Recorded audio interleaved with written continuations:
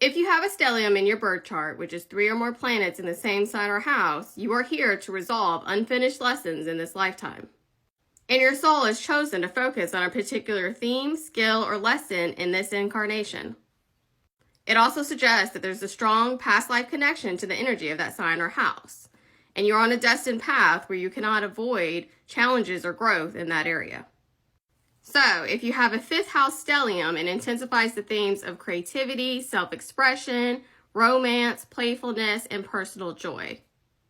And the 5th house is ruled by Leo and governed by the sun, focusing on how you shine, create, and enjoy life.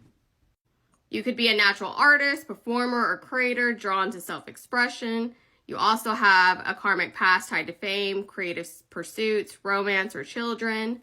And in this life, you're called to embrace joy, creativity, and leadership while balancing ego and responsibility.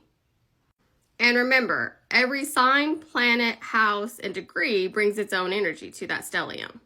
So if you have the sun in the 5th house, your core identity is tied to self-expression, creativity, and leadership. You may feel most alive when you're creating, performing, or inspiring others. If you have Mars in the 5th house, your action is fueled by passion and creative ambition. You're competitive in sports, entertainment, or artistic fields, but may struggle with impulsiveness and love. And the signs involved in the stellium will shape how the energy in the 5th house is expressed. So for example, if you have Taurus in the 5th house, it brings an artistic, sensual, and grounded approach to creativity. So you create beauty through music, art, or tangible works. If you have Aquarius in the 5th house, it infuses innovation, originality, and rebellion into creative pursuits. So artistry or leadership is often unconventional or ahead of its time.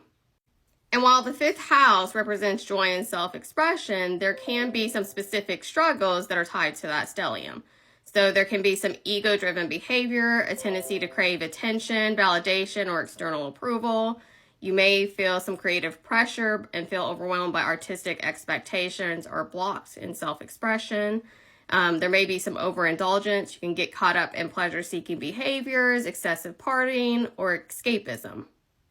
So in this life, your soul is called to embrace creativity fully and to balance personal joy with responsibility, develop healthy self-worth without relying on external validation, and share creative gifts with the world in a way that inspires and uplifts others.